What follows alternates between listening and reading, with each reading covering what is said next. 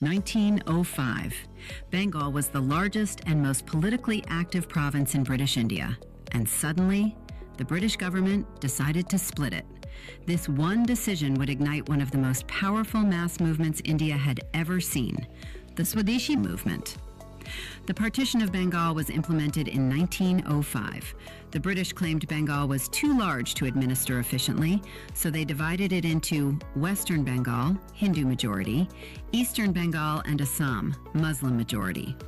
But nationalists believed this was part of a larger divide and rule policy. The aim?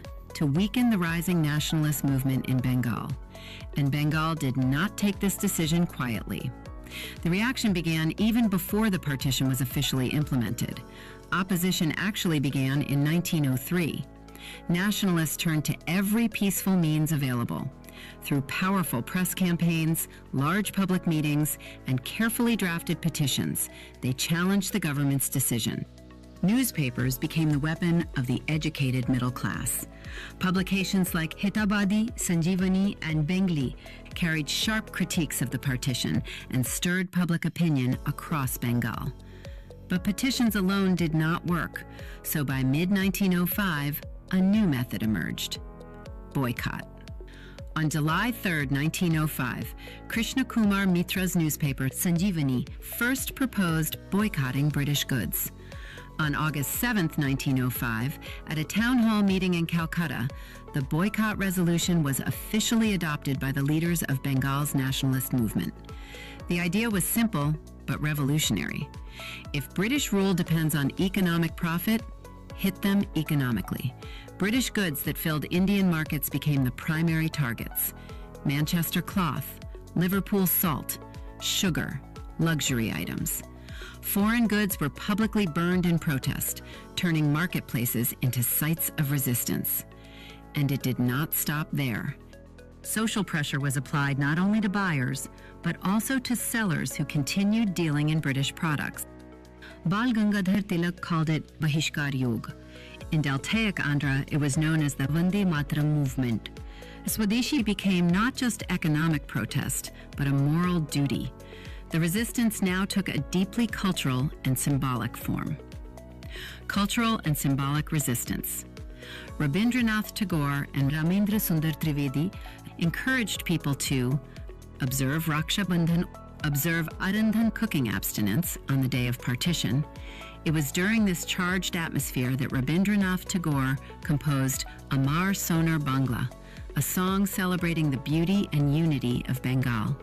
The movement was no longer just about administration or economics. It had entered the emotional and cultural soul of the people. Inside the Indian National Congress, tension was rising. For decades, the Congress had asked politely, but now the nation was restless. Would it keep knocking on the empire's door, or would it begin to shake it? Moderates used petitions and constitutional methods. Leaders like Surendranath Banerjee, Krishna Kumar Mitra, Narendra Kumar Sen. Radicals, or extremists, wanted aggressive boycott, expand movement beyond Bengal, boycott government schools, colleges, services, courts, councils, titles. Leaders included Bal Gangadhar Tilak, Bipin Chandra Pal, Lala Lajpat Rai, Arvindo Ghosh. This trio became famous as Lal Bal Pal. Tilak declared, "Freedom is my birthright and I shall have it." Rise of revolutionary press. Extremist ideas spread through journals like New India, Bipin Chandra Pal, Vande Mataram, Arvindo Ghosh, Sandhya, Brahmabandhav Upadhyay, Yugantar, Bhupendranath Dutt. Secret and semi-secret societies emerged like Dawn Society, Anti-Circular Society, Swadesh Bandhav Anushilan Samiti, Brati Suhrid Sadhana Samiti. Nationalism was no longer elite politics. It was becoming organized resistance. Education becomes political. In October 1905, the British issued the Carlisle Circular, which threatened students with loss of grants, scholarships, affiliations if they joined protests. But this backfired. Instead of silencing the youth, they ignited them. Students boycotted British institutions. New national institutions emerged. Bengal National College and School, 1906, Aurobindo Ghosh as principal. Bengal Technical Institute, National Council of Education, 1906, Bengal Institute of Technology. Inspired partly by Tagore's Shantiniketan model. As British goods were boycotted, a practical question emerged. If not foreign cloth and sugar, then what? The answer was Swadeshi. Indigenous industries grew. Bengal chemicals, Bengal Lakshmi cotton mills, Mohini mills, national tannery. Cottage industries revived. Between 1905 to 1908, foreign imports declined sharply. Swadeshi became economic nationalism. But while much of Bengal was united in protest, the response was not identical across all communities. Stand of Muslims. Some Muslims actively participated in the Swadeshi movement. However, many upper and middle-class Muslims, particularly in eastern Bengal, supported the partition. Why? Let's understand. Before 1905, in undivided Bengal, the Hindu Bhadralok, educated upper and middle classes, were dominant in education, law, journalism, and government employment. Muslims, especially in eastern Bengal, were economically and educationally behind due to multiple historical reasons, including colonial land policies and earlier decline of Muslim elite structures.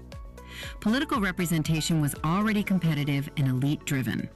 So when the British proposed a Muslim-majority province of eastern Bengal and Assam, many Muslim leaders saw a chance for administrative focus on their region, more government jobs, greater political voice, reduced competition from established Hindu elites. This marked a shift in Indian politics. For the first time, communal identity began to influence political alignments more visibly.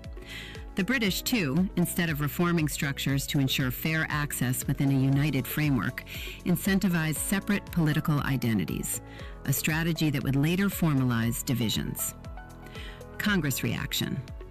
In 1905, the Indian National Congress condemned the partition. In 1906, at the Calcutta session under Dadabhai Nauroji, the INC declared Swaraj, self-government, as its goal for the first time. This was a turning point. This was no longer just protest against a policy. With Swaraj declared as a goal, the movement had openly challenged the legitimacy of British rule itself. And the colonial state understood the shift. What began as administrative unrest now looked like a political threat. The British responded with arrests, press censorship, restrictions on gatherings, police repression, divide and rule tactics. They increased taxes and manipulated import duties, making Swadeshi goods costlier. Swadeshi industries, still new and fragile, struggled to compete. Consumers faced higher prices, enthusiasm weakened in some areas, and the economic strain tested the sustainability of the boycott movement. Internal ideological divisions also weakened the movement. It largely remained limited to upper and middle classes. Gradually, it declined. But even as mass energy declined, its political impact was already reshaping British policy. In 1909, the Morley-Minto Reforms were introduced, partly as a response to rising nationalist pressure created during the Swadeshi phase. They expanded legislative councils, allowed limited Indian representation, introduced separate electorates for Muslims.